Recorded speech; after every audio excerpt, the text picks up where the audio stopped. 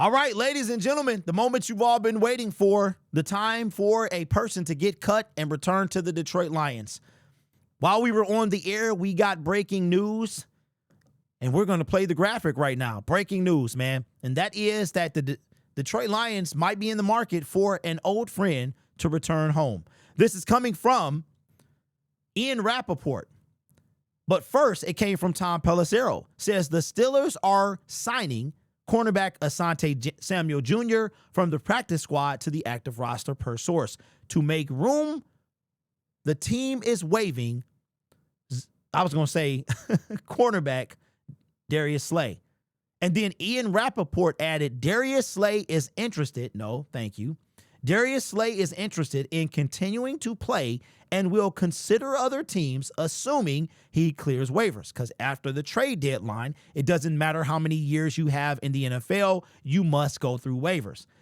Agents Drew Rosenhaus and Robert Bailey said, well, Derek, what does that have to do with the Detroit Lions? Well, it kind of has a lot to do with the Detroit Lions because the Detroit Lions lost their starting cornerback, Terrion Arnold, to a season-ending shoulder surgery.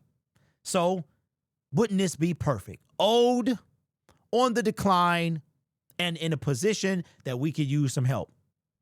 Darius Slay, I don't like talking about what people ain't no more, but I got to mention it for the sake of this video. Darius Slay is not that same Darius Slay from Detroit. It's been 7 years. So he's now 34 years old. So he's not 27 anymore. Darius Slay picked in the second round by Detroit back in 2013. That was the Jim Schwartz era. That was right before we hired Jim Caldwell. So he was drafted by the first Jim's regime. 34 years old, second pick, active. This season, 28 solo tackles, 3 passes, defensive. Now, don't scoff at this, y'all. The team needs some help. We need some help. And you're not really going to get any type of massive improvement at this point in the season. Trading for players. I mean, if you're talking about a practice squad guy or Darius Slay at 34 might be the better option. Let's look at his stats over his career. It's funny because he was drafted by the Jim Schwartz regime. He survived the the Jim Caldwell regime, and everybody loved Jim Caldwell. And then he was cast out by the Matt Patricia regime. Played forever in Detroit, then went to the Philadelphia Eagles and won a Super Bowl with them last year. Played a ton of years with the Philadelphia Eagles. As a matter of fact, we traded him from the Detroit Lions to the Philadelphia Eagles, and he remained a Philadelphia Eagle for 5 years. Signed with the Pittsburgh Steelers in the offseason of 2024, and said, if you remember, when he did his podcast, that if he didn't return to Philly, he would want to play for Detroit. Well, Darius Slay, this might be your opportunity to do just that. We are down our starting corner, and guess what? You fit right into the mold of what our general manager is looking for. This is his salary that he was getting at the beginning of the season. 34 years old, base salary $1.25 million, signing proration was 8.7, cap hit was 10. Says Darius Slay signed a 1-year, $10 million contract with the Pittsburgh Steelers, including the 8.7 in signing bonus, 8.7 guaranteed with an average annual salary of $10 million. In 2025, Slay will earn a base salary of 1.2 signing bonus, 1.2 salary, and a signing bonus of 8.7. And remember that 8.7 was the guarantee, right?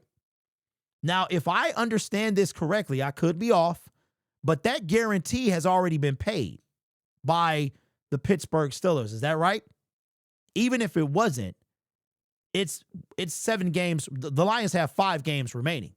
5 games remaining. So if he was claimed by the Detroit Lions or cleared waivers and decided to come back home to Detroit, we wouldn't owe him nearly that. So where are we at, Lions fans? Are we on the train of possibly claiming Darius Slay from waivers, or if he clears waivers, to entice him to come to Detroit? I don't think that's going to happen. We could have used the safety before, while, even though Quandre Diggs wasn't exactly the right fit, and we let him go through waivers.